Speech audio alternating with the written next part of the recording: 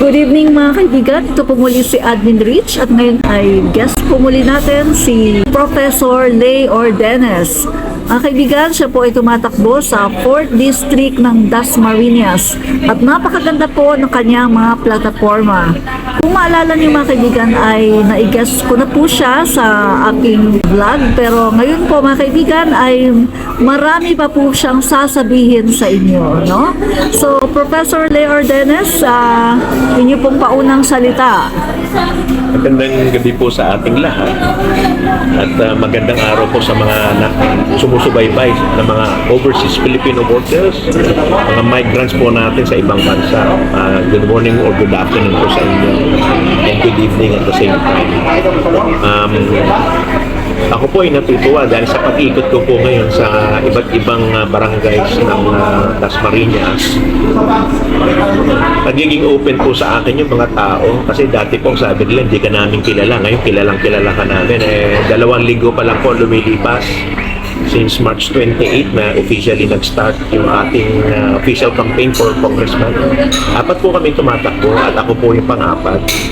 Ako po ay military retired officer ng Navy at ngayon po ay professor, naging teacher po ako. 22 years po ako sa Armed Forces of the Philippines as a Navy officer and 17 years po ako na naging overseas Filipino worker in 15 countries. So, what I can put on the table for the development of Dasmariñas to become a first world-class district and city ay marami po na magaganda, makukulay at kapaki-pakinabang na mga bagay. Ang intensyon ko po talaga ay sabay-sabay tayong umangat. Lagi ko pong sinasabi, ayoko maging congressman kung kayo naman ay naghihirap. And dapat po, kung ako po ay congressman na maayos, ang ginagawa ko po sa bawat taon ay sabay-sabay po tayong umaangat. Yun po ang aking yun po ang aking goal para sa ating lahat. Ano po tayo almost 1 million people na tayo sa Dasma. Pero ang gusto ko po talaga ay sabay-sabay tayong umungat at umunlad towards the attainment of our goal to make Dasmariñas a first world-class district. Sir Lay, ano po ang inyong masasabi natin na angat kayo kaysa sa ibang kandidato? Bakit po ikaw ang dapat naming iboto? Thank you for asking me these questions. I think my strong points are the following, yung aking pong educational preparation. So, from grade school to high school, special science student po ako. In college, naging scholar po ako ng isang pamangkasa. And then, nung 17 years old po ako, nag-exam po ako sa Philippine Military Academy. So, naging matagumpay po ako na kadete at nakagraduate po ako sa PMA with the PMA Marinal Class of 1988. And then, naging officer po ako ng Philippine Navy, Commission Officer of the Armed Forces of the Philippines. Nag-join po ako ng Philippine Navy. Doon lang po sa pag-join ko sa Philippine Navy noong 1988, naikot ko po yung buong Pilipinas, including the West Philippine Sea. So malawak po yung pananaw ko at pangunawa at appreciation ng ating bansa, both internal matters and external matters. And then after 22 years, naging teacher naman po ako. 17 years po ako as a overseas Filipino worker in different countries using different languages. And this is an exposure to our ASEAN neighbors like Singapore, Thailand, Indonesia, Malaysia. Nakita ko po how they differ from us. Especially po yung Singapore. Bakit po yung Singapore first world class status tayo hindi? Another advantage is I teach what I've learned. Professor po ako sa Police Academy, sa Silang, sa PIDEA Academy, doon din po sa Silang. I teach my course, which is management. At the same time, I teach mga survival and safety skills po sa ating po mga empleyado, sa ating po mga estudyante, sa ating po mga kadete. I share this event yan po sa Tuleo ng lungsod ng Dasmariñas, KLD. Pinayagan po ako ng ating mayor to talk about West Philippine Sea last year. And it's an eye-opener for the students. Ganun pala ang West Philippines. Umiikot po ako sa mga schools where I get invited. Ang last na invitation po sa akin ay sa Philippine Normal University, and I talk about the sovereignty of the Philippines sa West Philippine Sea. At the same time po, professional maturity, kasi iba't ibang posisyon na po sa armed forces at sa ating pong pamahalaan, ang aking pong nahawakan na pwesto, including budget, making the budget, thinking about the budget, being transparent about budgets, anything about po pera. About the pera is kailangan po dyan transparency at integrity. At nag-retire po ako na malinis ang aking record sa ombudsman, malinis po ang aking record sa Sandigan Bayan, malinis po ang record ko sa ating pong Civil Service Commission, malinis po ang aking barangay clearance. Wala po akong pati po NBI, wala po akong mga red marks na ipagtatanggol or itatago or ililihim. Open book po ako. And most of all po, wala akong kaaway. Hindi po ako makikipag-away sa kanino man, lalo na dito sa Dasmariñas. Kasi it's pointless, useless, and childish to be fighting about politics. Sa akin po kasi, ang election is a celebration of our democracy. Kasi may mga election po na bansa, it means we got democracy in the Philippines.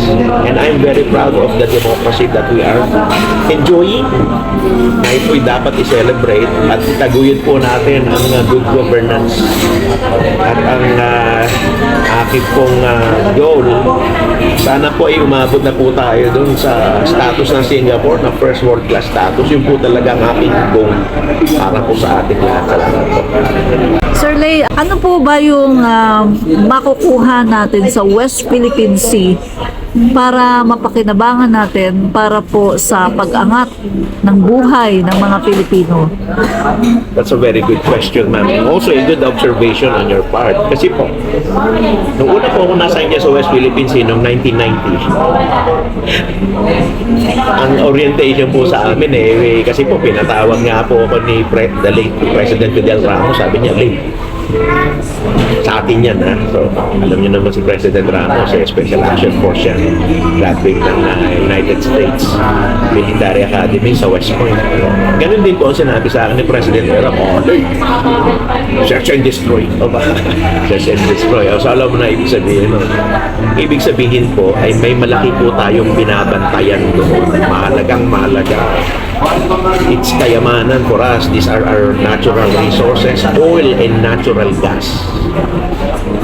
At napag-aralan ko po nung ako po ay naging overseas Filipino worker, yung ating pong mga co-workers na Norwegian, sasabi nila, Lay, your country has lots of oil and gas that you can see, just like the oil and gas that Norway is enjoying.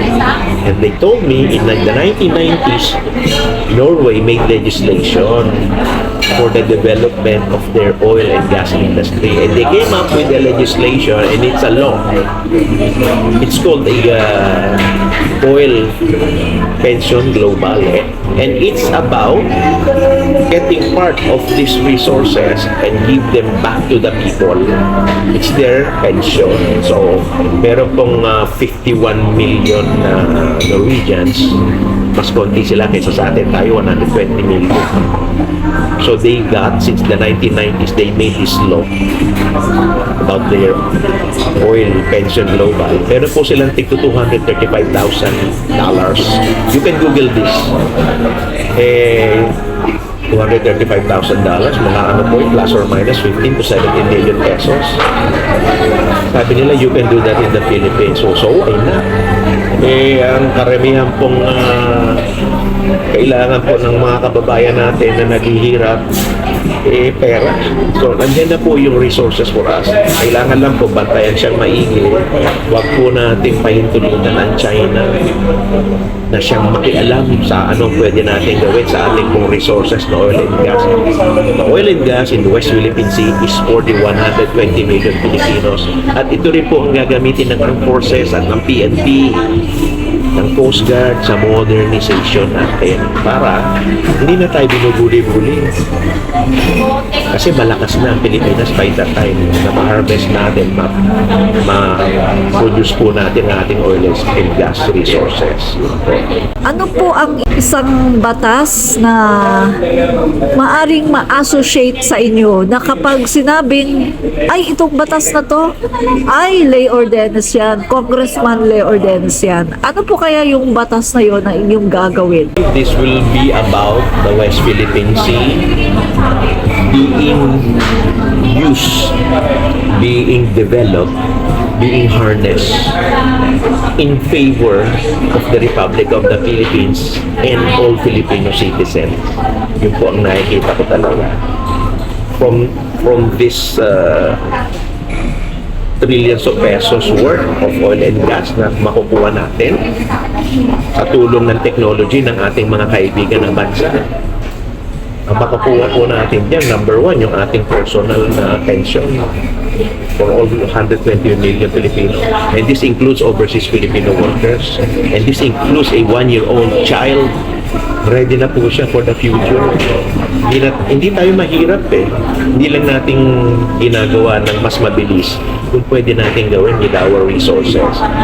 And we should stand tall together. We won't allow a foreign country like China to tell us what to do with our own natural resources in our exclusive economic zone. Yan po tayo magkakaroon ng pagkakaunawa na ang Pilipinas pala ay ganong kayaman at ganon siya magiging kalakas. Mas mahigit pa kaysa Singapore kasi mas marami tayong resources sa West Philippine Sea. Alam niyo sir, tama talaga yung sinasabi niyo, no? Nabasa ko nga sa research ko na yung Pilipinas, ang yaman-yaman po natin eh. Ang dami-dami natin mga untouched na mga resources, no? Na talagang hanggang ngayon ay hindi pa talaga na-cultivate. Katulad na lang ng sinasabi yung mayaman ng West Philippine Sea sa gas, sa natural gas at saka sa oil. So ito, ang mga Pilipino ang magbe-benefit dito. Tapos yung mga isda na ayon doon sa research na nabasa ko ay doon, ito pa lang ay yung kinukuha ng China ay may nawawala tayong 30 billion, taon-taon lang yan.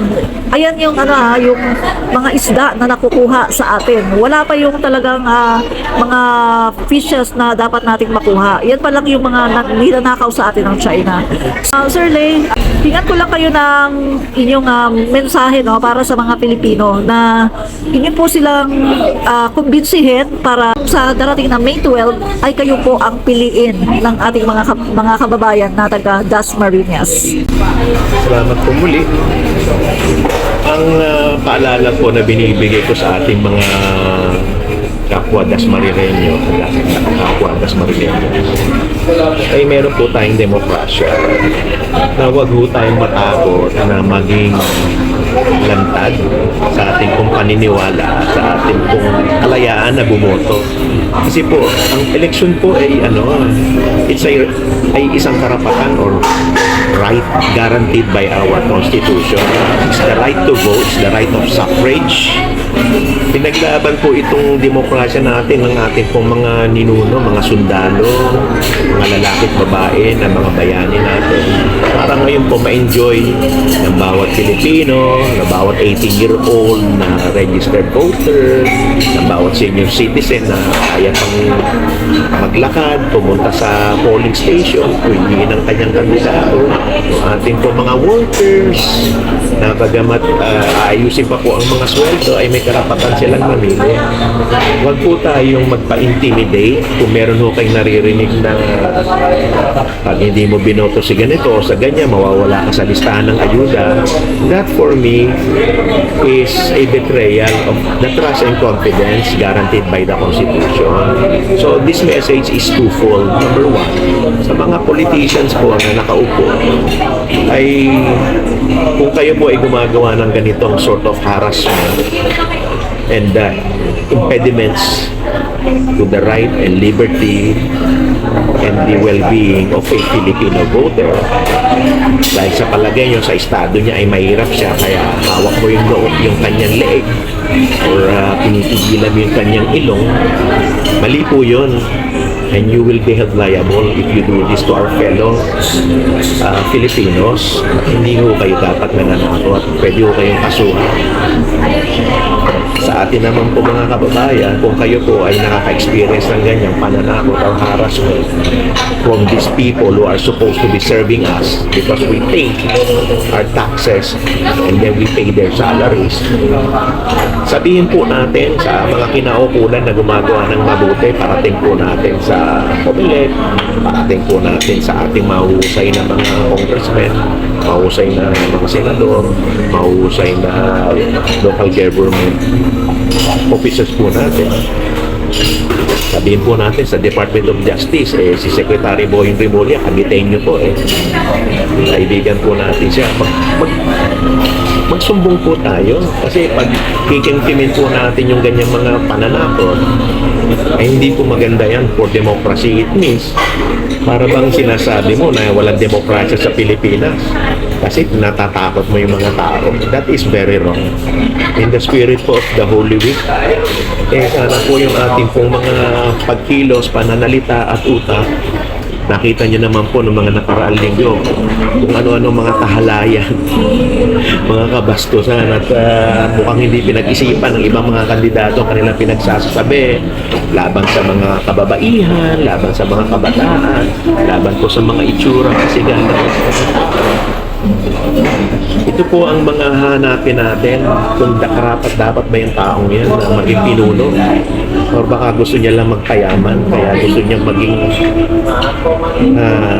servant. Kasi kung negosyo po ang iisipin niya, corruption po ang nasa utak niyan, hindi paglilingkod.